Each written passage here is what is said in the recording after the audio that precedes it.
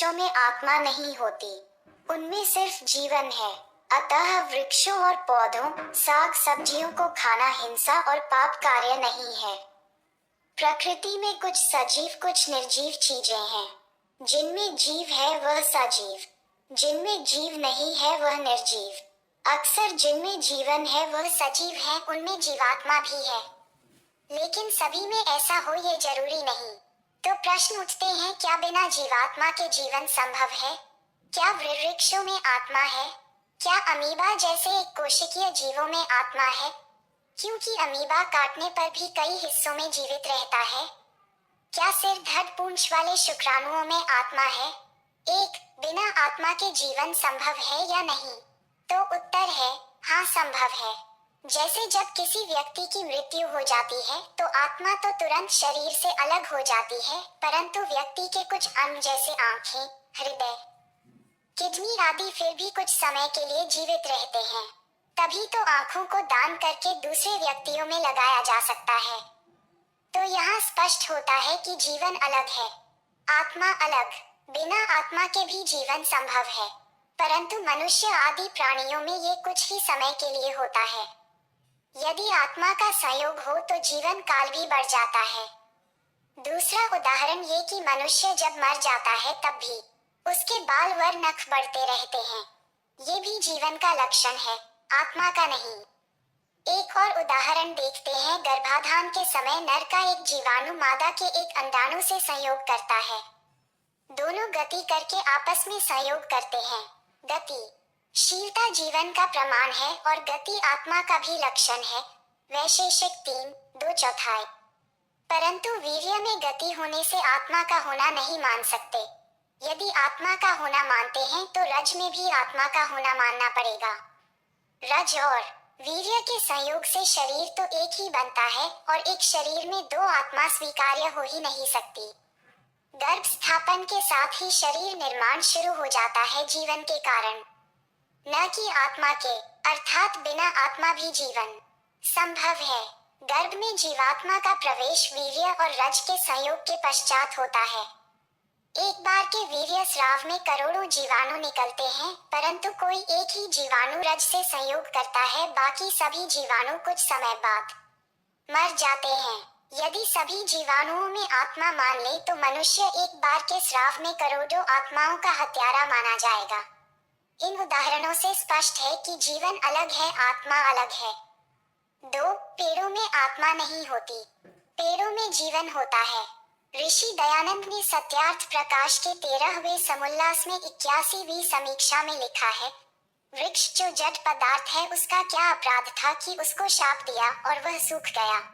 जहाँ स्पष्ट रूप से स्वामी दयानंद जी ने वृक्ष को एक जड़ पदार्थ कहा है।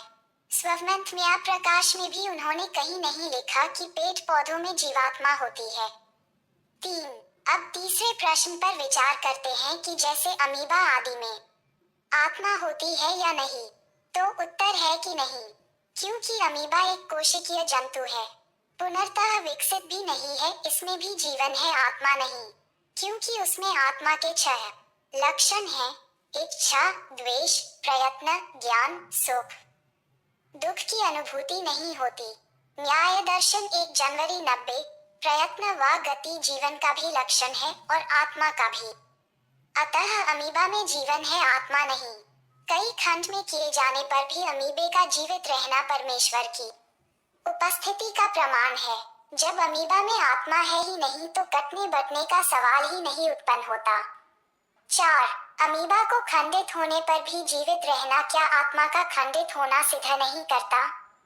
हमारे रक्त में लाल कण, सफेद कण जीवंत दिखाई देते हैं। वे ऑक्सीजन लेते व हमें अनेक प्रकार के रोगों से बचाते हैं। क्या उनमें भी आत्मा मानोगे? यदि रस रक्त में आत्माएं सुषुप्त अवस्था में होती हैं, तो इसका अर्थ तो ये हुआ कि चारों तरफ आत्माएं ही आत्माएं घूम रही हैं और जन्म की प्रतीक्षा कर रही हैं। फिर तो यह मानना भी गलत हो जाएगा कि एक शरीर को छोड़ने पर आत्मा को तुरंत नया शरीर मिल जाता है। वह भटकता नहीं, यहाँ तो आत्माएं भटक रही हैं। अमीबा एक ऐसा प्राणी है जो बहुत सूक्ष्म होता है। वह एक ही प्राणी है, इसलिए उसमें आत्मा भी एक ही होगी। उसकी विशेषता यह है कि यदि उसके 1000 टुकड़े कर दिए जाएं तो 1000 शरीर पैदा हो जाते हैं और हर शरीर एक जीवन बनकर जीता है। प्रश्न ये है कि अमीबा के शरीर में ये हजारों आत्माएं कहां से आईं? क्या आत्मा के टुकड़े हुए? यदि नहीं तो एक शरीर के हजारों टुकड़े नया जीवन कैसे पा सकते हैं? केचुए को यदि बीच से काट दिया जाए तो दोनों भाग अलग अलग दिशाओं में चले जाते हैं। प्रश्न ये है कि क्या एक शरीर में 2 आत्माएं रह सकती हैं? केचुए में कैसे रह रही हैं? यदि वृक्षों में जीव है तो कितने जीव हैं? आलू, गन्ना, सहजन आदि से दूसरे पौधों की उत्पत्ति होती है। खेतों में करोड़ों बीज बोए जाते हैं। हर पौधा यदि आत्मा है तो करोड़ों आत्माओं से करोड़ों बीज यानी फिर करोड़ों आत्माएं पैदा होती हैं। सूखा पड़ गया, पूरी फसल सूख गई तो ये आत्माएं कहाँ गई? यदि यह कर्म फल है तो किस प्रकार के कर्म का फल है? 5. 1 मिलीलीटर वीर्य में सिर धड़ पूंछ व गति करने वाले करोड़ों जीवाणु शुक्राणु होते हैं। वे वृक्षों से भी कहीं अधिक जीवंत दिखाई पड़ते हैं। वृक्षों में आत्मा है तो उनमें भी आत्मा माननी पड़ेगी। करोड़ों शुक्राणुओं में से कोई एक ही माता के डिंब से संयोग करता है। अन्य शुक्राणुओं की हत्या हो जाती है। क्या अरबों खरबों की संख्या में आत्माएं शुक्राणुओं में आती रहती हैं, जाती रहती हैं? घास का एक एक तिनका अपने आप में पूरा पौधा है। क्या उन सब में आत्माएं बंधी पड़ी हैं? ये सब कितना अटपटा व हास्यास्पद लगता है। अतः यह निर्विवाद रूप से सत्य है कि पेट पौधों, घास फूस, रक्त कणों, शुक्राणुओं, स्पर्म आदि में जो भी क्रिया दिखाई देती है वह विश्वगत चेतन सत्ता परमात्मा के कारण है, न कि जीवात्मा के कारण। ऋषि दयानंद जी को मानने वाले व वेदादि शास्त्रों के कुछ विद्वान भी इस मत को स्वीकारते हैं, जिनमें पंडित सत्यव्रत सिद्धांत अलंकार व पंडित गंगा प्रसाद उपाध्याय प्रमुख हैं। मनुस्मृति के कुछ प्रक्षिप्त श्लोकों में सात्विक राजसिक तामसिक गुणों के आधार पर जो योनियों की गणना की गई है वह इतनी उटपटांग है कि कोई बुद्धिमान इसे स्वीकार नहीं कर सकता। ज्ञान के 3 लक्षण होते हैं, कर्तुम, अकर्तु व अन्यथा कर्तुम। किसी काम को करना, न करना और उल्टा करना। हम में ये तीनों बातें पाई जाती हैं, वृक्षों में नहीं। अतः वृक्षों को खाने में कोई पाप नहीं लगता, कोई हिंसा भी नहीं होती, क्योंकि वृक्षों में सिर्फ जीवन है, परंतु आत्मा नहीं। किसी को बुरा लगे तो माफी चाहूंगा। आपको हमारी प्रस्तुति कैसी लगी?